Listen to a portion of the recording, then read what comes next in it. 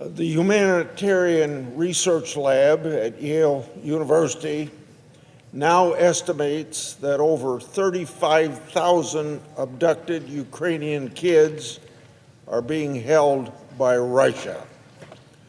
The few who have been rescued tell horrific stories of Russian indoctrination, illegal militarization, and brutal punishment for refusing to give up their Ukrainian identity.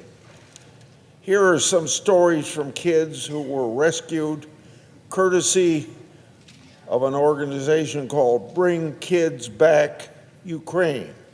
Quote, "The Russians said that my mother did not need me and that I would be given to a foster family in Russia," end of quote, said 12-year-old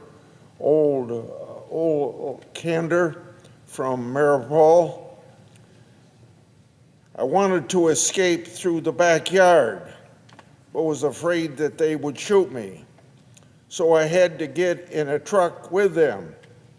It was so scary," end of quote, said 13-year-old Artem from Kharkiv.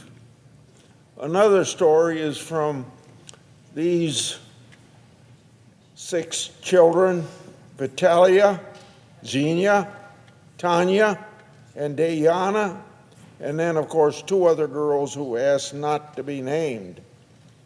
They said in September and October 2022, they came to the occupied Crimean Peninsula for what was called a rehabilitation program.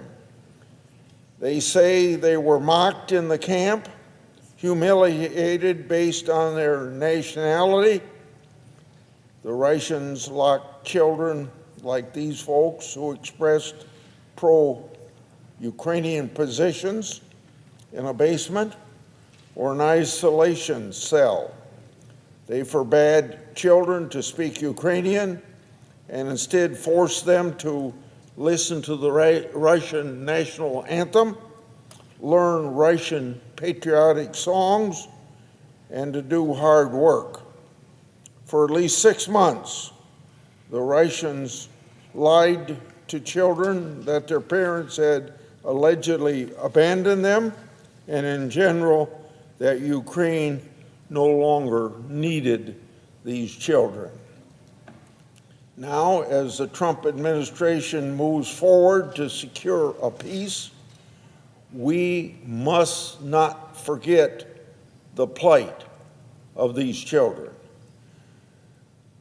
I appreciated very much First Lady Melania Trump's heartfelt letter urging Putin to release these kids, and I also heard that President Zelensky mentioned those letters and the children at a recent White House meeting. So, children should not become bargaining chips in the geopolitical negotiations. Their safe return must be prioritized before any final peace agreement is reached.